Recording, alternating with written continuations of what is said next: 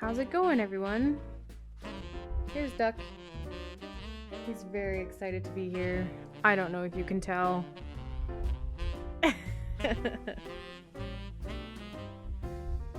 There we go. Hope everyone's having a great evening. This is called 50 Below Zero. 50 Below Zero.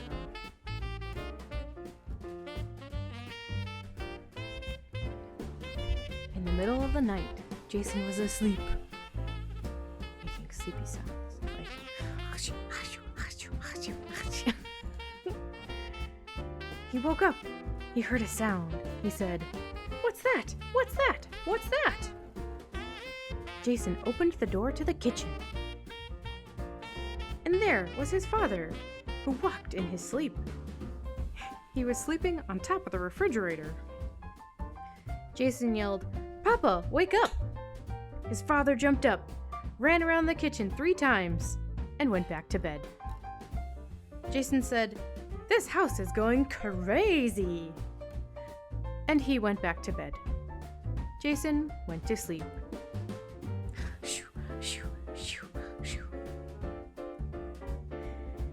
He woke up. He heard a sound. He said, "What's that? What's that? What's that?" He opened the door to the kitchen. No one was there. He opened the door to the bathroom. And there was his father, sleeping in the bathtub. Jason yelled, "Papa, wake up!" His father jumped up, ran around the bathroom 3 times, and went back to bed. Jason said, "This house is going crazy." But he was too tired to do anything about it, so he went back to bed. Jason went to sleep. He woke up. He heard a sound. He said, "What's that? What's that? What's that?" He opened the door to the kitchen. No one was there. He opened the door to the bathroom. But no one was there. He opened the door to the garage. And there was his father, sleeping on top of the car. Jason yelled, "Papa, wake up!" His father jumped up, ran around the car 3 times, and went back to bed. Jason said, "This house is going crazy!" But he was too tired to do anything about it, so he went back to bed. Jason went to sleep. Shoo, shoo, shoo. He woke up. He heard a sound. He said, "What's that? What's that? What's that?" He opened the door to the kitchen. No one was there. He opened the door to the bathroom. But no one was there. He opened the door to the garage. But no one was there either. He opened the door to the living room. And no one was there. But the front door was open. And his father's footprints went out into the snow. And it was 50 below zero that night. The real question is, was it Fahrenheit or Celsius? It's a real question. "Yikes," said Jason. "My father is outside in just his pajamas. He will freeze like an ice cube." So Jason put on 3 warm snowsuits, 3 warm parkas, 6 warm mittens, 6 warm socks, and 1 pair of very warm boot sort of things called mutclucks. Then he went out the front door and followed his father's footprints.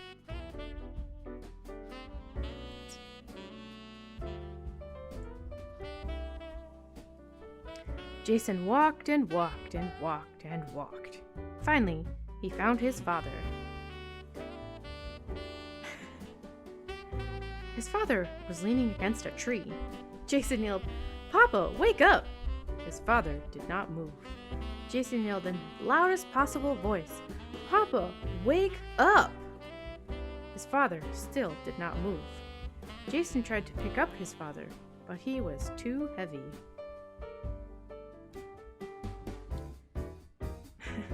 Jason ran home and got his sled. He pushed his father onto the sled and pulled him home. When they got to the back porch, Jason grabbed his father's big toe and pulled him up the stairs. Bump, bump, bump, bump. He pulled him across the kitchen floor. Scritch, scritch, scritch, scritch. Then Jason put his father in the tub and turned on the warm water. Hopefully not too warm, or he would burn him. That would be bad. The tub filled up. Glug, glug, glug, glug, glug, glug, glug, glug. Jason's father jumped up and ran out of the bathroom 3 times and went back to bed. Jason said, "This house is going crazy. I am going to do something." So he got a long rope and tied one end to his father's bed and one end to his father's big toe. Then Jason went to sleep. Shoo, shoo, shoo, shoo. He woke up. He heard a sound. He said, "What's that? What's that? What's that?" He opened the kitchen door. And there was his father, stuck in the middle of the floor. "Good," said Jason. "That is the end of sleepwalking, and now I can get to sleep." In the middle of the night, Jason's mother was asleep. Shoo, shoo, shoo. She woke up. She heard a sound. She said, "What's that? What's that? What's that?" She opened the kitchen door. And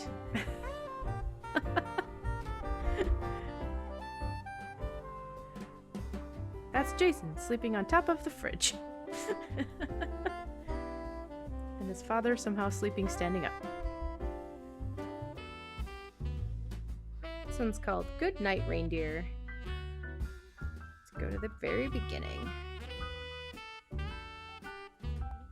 Okay. Good night, reindeer. Good night, reindeer. Good night, Blitzen. Time for bed. Good night, Vixen. Good night, Prancer. Good night, Hooves. Good night, Dancer. Good night, Shoes. Good night, Comet. Good night, Stars. Good night, Planets. Good night, Cars. Good night, Cookies. Good night, Toys. Good night, Cupid. And good night, Noise. Good night, Donner. Good night, Day. Good night, Dasher. And good night, Sleigh. Good night, Workshop. Good night, Elves. Good night, Dolls. Good night, Bells. Good night, Rudolph. Good night, good night. Time for bed. Turn off your light. Good night, Rudolph. The end. Okay. If animals celebrated Christmas.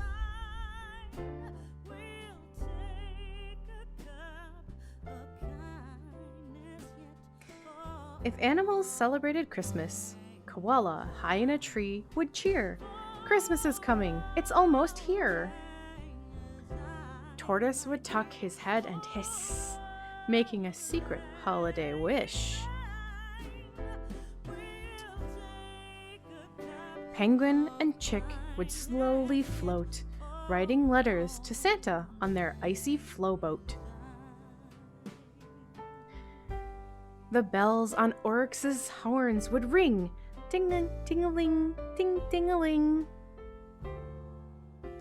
If animals celebrated Christmas, Koala and Mama would lazily drape their tree with long strands of berries and grapes. Then they'd ask Owl, "Can you fly up high? Our top needs a star plucked from the sky." Beaver would gnaw trees with his teeth, breaking off branches for a holiday wreath. Hedgehog would purr and knit with her quills. A sweater for Hoglet with fancy frills. If animals celebrated Christmas, Koala would stir, helping Papa make a yum-yum leafy Santa-shaped cake. Oops, helping Papa make a yum yum leafy Santa-shaped cake.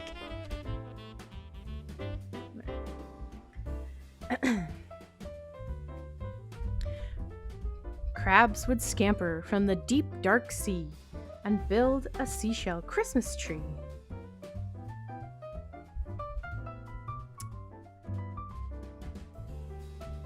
Mama and Papa Bison would grunt and kiss beneath the mistletoe. It says buffalo, but the American bison is not a buffalo.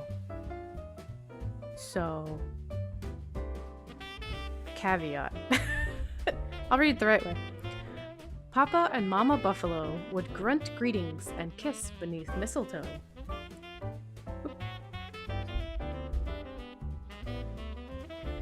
Crane carolers would flap their wings.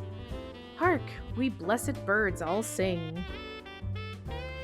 If animals celebrated Christmas, Koala would hang up her stocking and cuddle with Mama and Papa. A holiday huddle. Then she'd fall asleep in her high branch bed with visions of reindeer flying through her head. A team of them fast on their way, pulling Polar Bear Santa in his gift-heavy sleigh. Ho, ho, ho. Merry Christmas. The end. Katie and the Big Snow.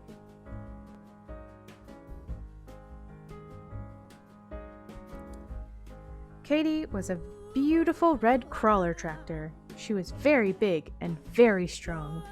She could do a lot of things. Katie had a bulldozer to push dirt around with. Katie also had a big snowplow to plow snow with. Katie belonged to the highway department of the city of Geopolis. The highway department repaired the roads in the summer and kept them clear of snow in the winter, so traffic could run in and out and around the city. That's the city. The city of Geopolis. All summer, Katie worked on the roads with her bulldozer. Katie liked to work. The harder and tougher the jobs, the better she liked it. Once, when the steamroller fell into the pond, Katie pulled it out. The highway department was very proud of her. They used to say, "Nothing can stop her." When winter came, they put snowplows on the big trucks and changed Katie's bulldozer for her snowplow. But Katie was so big and strong, she had to stay at home because there was not enough snow for her to plow. Then, early one morning, it started to drizzle.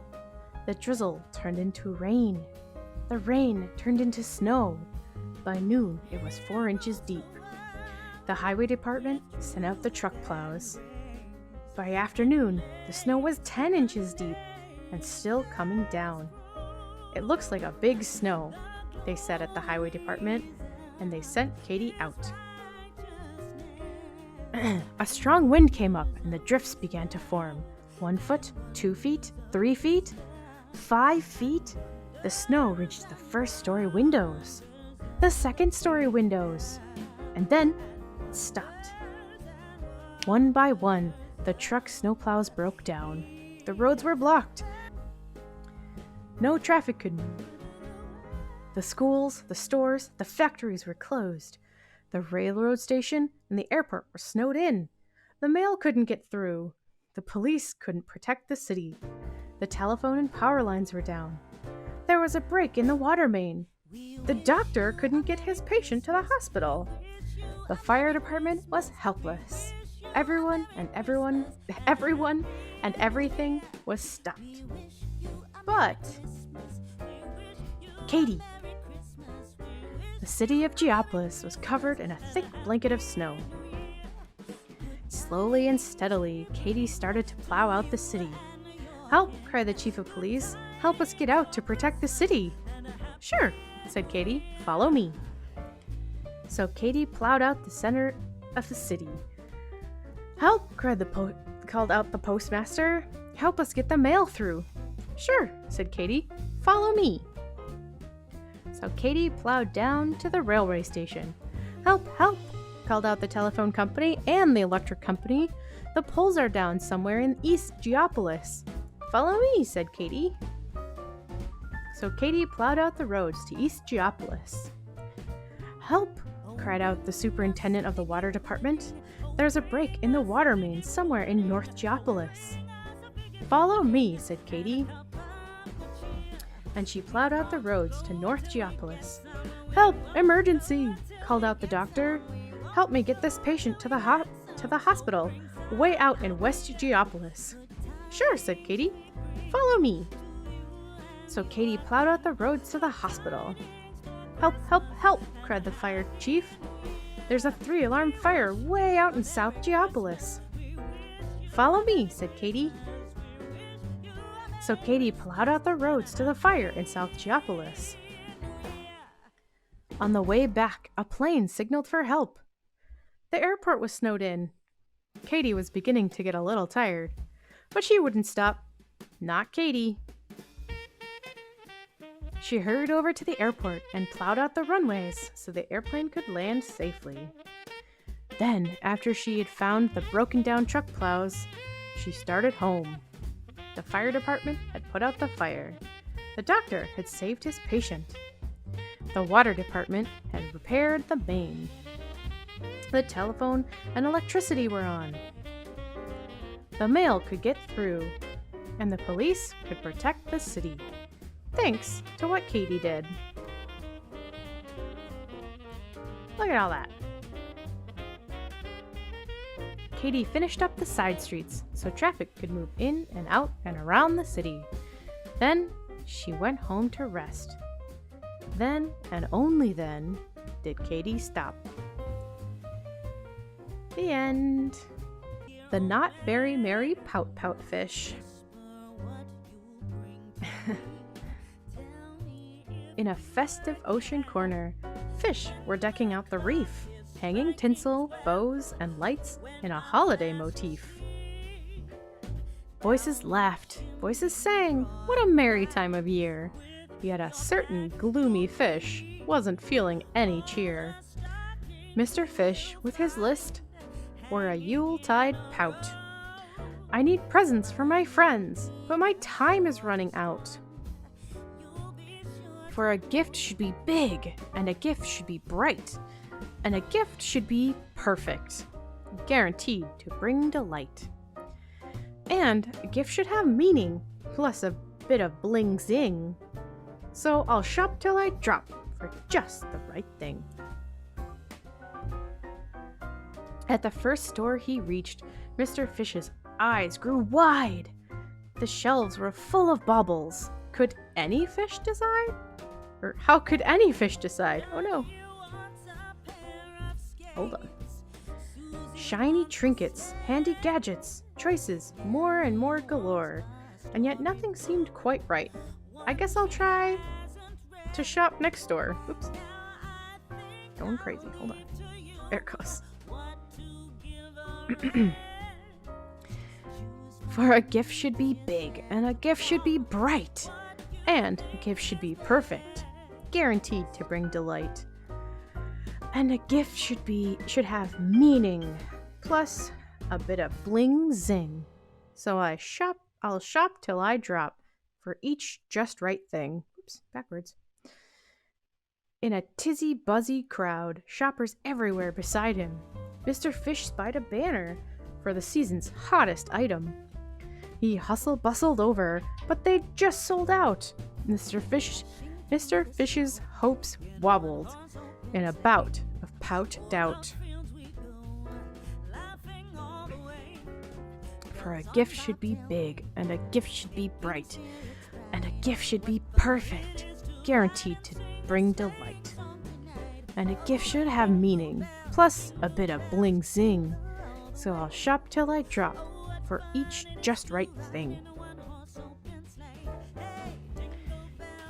He reached the final store and was very first in line, but his shopping plans were dashed. "We're closed," said the sign.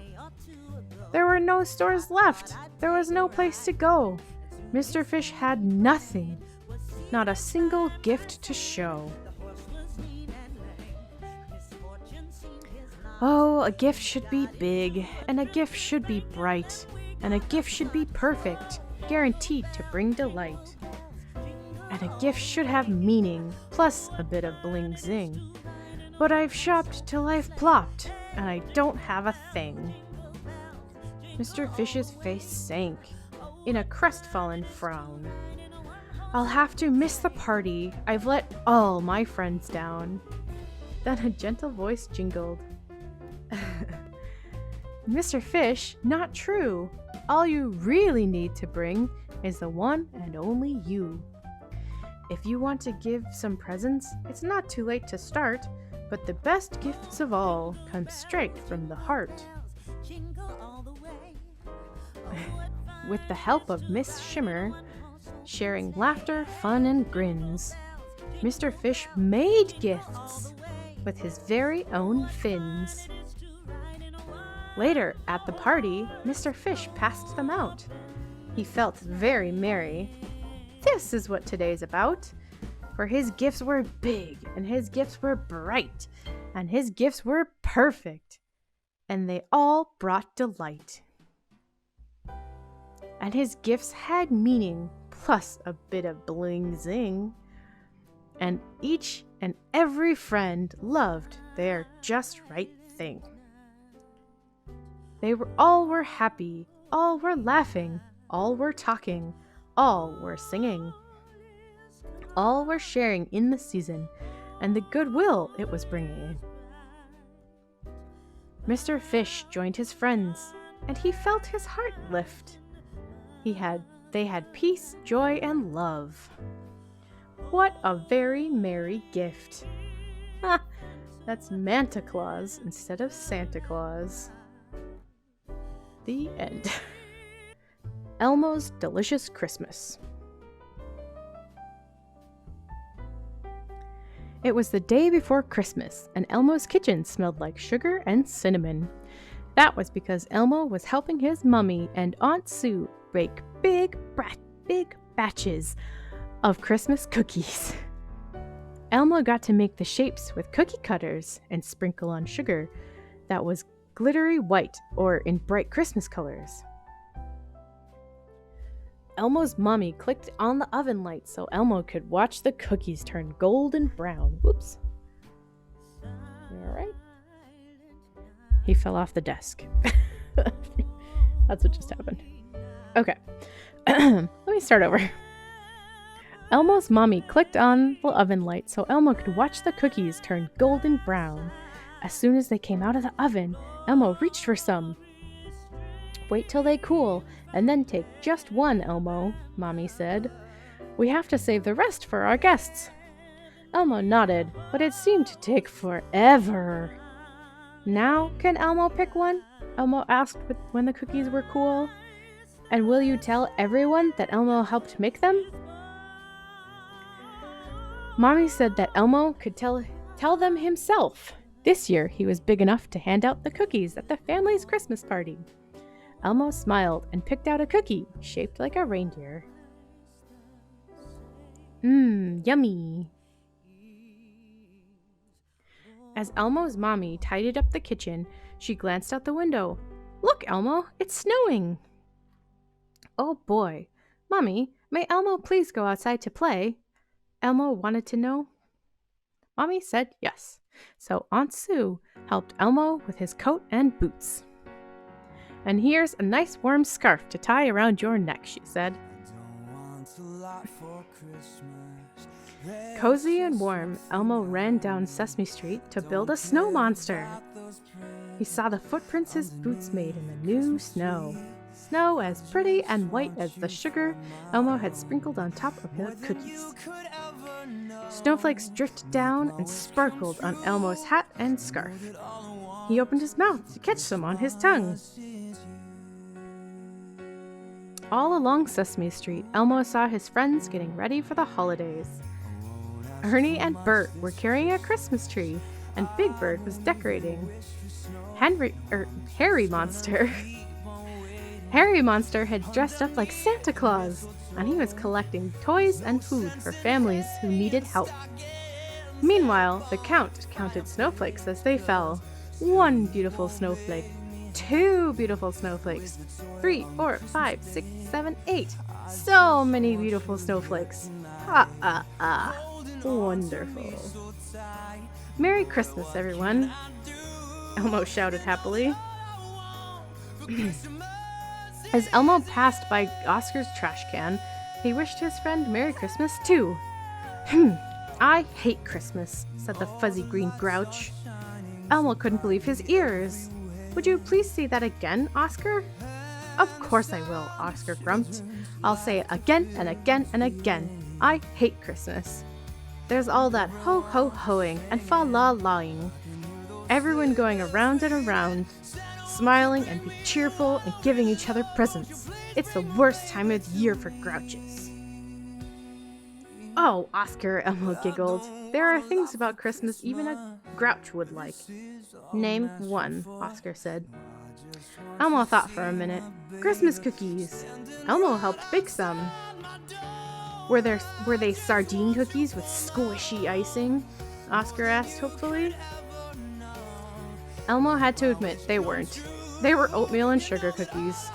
And some were shaped like candy canes and reindeer. Oscar scowled. Yuck, they sound awful. Elmo forgot all about building snow monsters. Now he had something more important to do. Just wait, Oscar, Elmo said. Elmo will be right back. Elmo is going to find a zillion reasons for Oscar to like Christmas. Don't worry, I'm not going anywhere, grumbled Oscar, and he disappeared inside his trash can, slamming down the lid. Elmo set off. If he couldn't find a zillion reasons, he was sure he could find a few. First, Elmo stopped at Big Bird's nest. Elmo told him what he wanted to do. Big Bird said, I've got an idea. Meet me at Oscar's trash can in 1 hour. Next, Elmo went to see Bert and Ernie, who were trimming their Christmas tree. They said they'd help too. When Elmo visited the Count and Harry Monster, and everyone agreed to meet at Oscar's trash can. Elmo raced home and told Aunt Sue there was something special he wanted to make. This time, she was the one who couldn't believe her ears. That sounds disgusting, Aunt Sue said doubtfully, but she helped Elmo anyway. When everything was ready, Elmo hurried over to Oscar's. His friends were there, just as they'd promised. Merry Christmas, Oscar, Elmo called as he knocked on the trash can lid. Oscar popped out. I told you, I hate Christmas. Elmo laughed. Not for long. Before Oscar could tell everyone to scram, Ernie and Bert handed him a scraggly little Christmas tree. It was decorated with a grouch in mind, with orange peels and bits of raggedy string. Hey, that's not a bad-looking Christmas tree, Oscar admitted. See, Oscar, said Elmo, that's one thing to like about Christmas. Big Bird knew something else that could make Oscar change his mind. I like Christmas because it's a time for families to get together, said Big Bird. So, Oscar muttered. So, maybe Grungetta.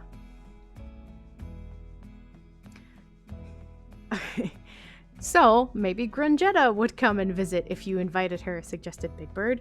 Grungetta was Oscar's best and grouchiest friend. Said Oscar. That's not the worst idea I've ever heard.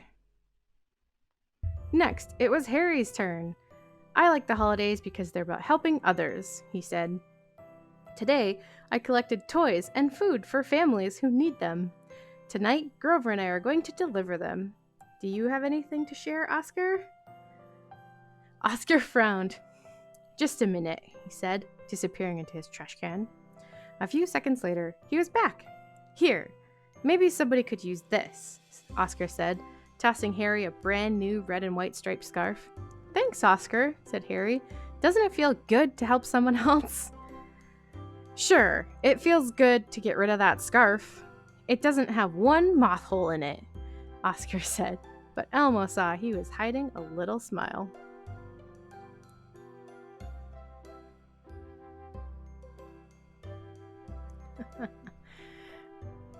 Oscar, Elmo made 12 reasons for you to like Christmas, Elmo added happily. Here are a dozen sardine cookies with squishy ice cream. Ice cream? With squishy icing. Merry Christmas, Oscar. The Count laughed. Now there is something else to like about Christmas. Your friends. Let me count them for you. 1 friend? 2 friends? Never mind, Count. I can do it, Oscar said grouchily. Oscar was quiet for a minute. Finally, he turned to Elmo. You were right, Fuzzface. Christmas isn't so bad after all. He took a bite out of a sardine cookie. And these cookies are disgustingly delicious. Thanks. And Merry Christmas. And everybody began to sing, and Oscar sang Fa La La the loudest. The end. Olaf's Night Before Christmas. 'Twas the night before Christmas, and all through the house not a creature was stirring, not even a mouse. Stockings were hung by the chimney. But why? Had they gotten too wet? Were they left there to dry? Elsa was sleeping, all snug in her bed, while glittering northern lights danced overhead. Anna snored softly, while I counted sheep, settling myself in for a cozy night's sleep. When, out on the fjord, there rose such a clatter, I sprang from my bed to see what was the matter. Away to the window I tumbled and rolled. I pushed out the shutters, and brrr, was it cold. A full moon was out, and it lit up the night, while snow flurries made the world sparkly and white. Then, grabbing an icicle, what did I spy? 8 little Svens, flying high in the sky. The Svens pulled a sleigh. There was someone inside. Could Sven and his Kristoff be out for a ride? Straight toward the castle, the flying sled came, while the man, was it Kristoff, called out some strange names. Now Dasher, now Dancer, now Prancer and Vixen, on Comet, on Cupid, on Donner and Blitzen, to the top of the turret and over the wall. Now dash away, dash away, dash away all. He sounded so funny. Who was this big guy? What was a turret? And how could Svens fly? Then, with a ringing, I heard on the roof the thumping and bumping of each little hoof. Then from behind me there came a strange sound, and the whole chimney shook as 2 feet hit the ground. His boots were all black, his pants were all red, but where was the rest of him? Where was his head? Then out of the fireplace the man's face appeared. He had kind, crinkly eyes and a fluffy white beard. Kristoff he wasn't. This man smelled too nice, like snowballs and cookies and Christmassy spice. Oop, went backwards instead. There we go. He placed a large bag with gifts on the floor. Was a sale going on at Old Oaken's big store? He brushed off his clothes, then began to unpack, pausing for a Kroomkaka left out as a snack. This stranger had presents for Anna and Sven, for Kristoff, for Elsa, for all of my friends. I reached for his coat and gave 2 little tugs and said, "My name is Olaf, and I like warm hugs."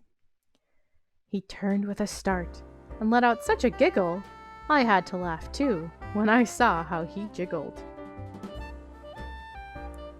He gave me a hug, such a wonderful gift. Then he rose up the chimney, all lively and swift. I heard him call out as he flew out of sight, "Merry Christmas to all, and to all a good night." Goodbye, Santa. Good night. The end. Thank you all for coming. Thank you everyone for coming. So glad you could come and you enjoyed it. You put up with my crazy, weird shenanigans. And have Duck says good night. Just make him wave. There we go. And we'll see you, hopefully we'll see you on Sunday night.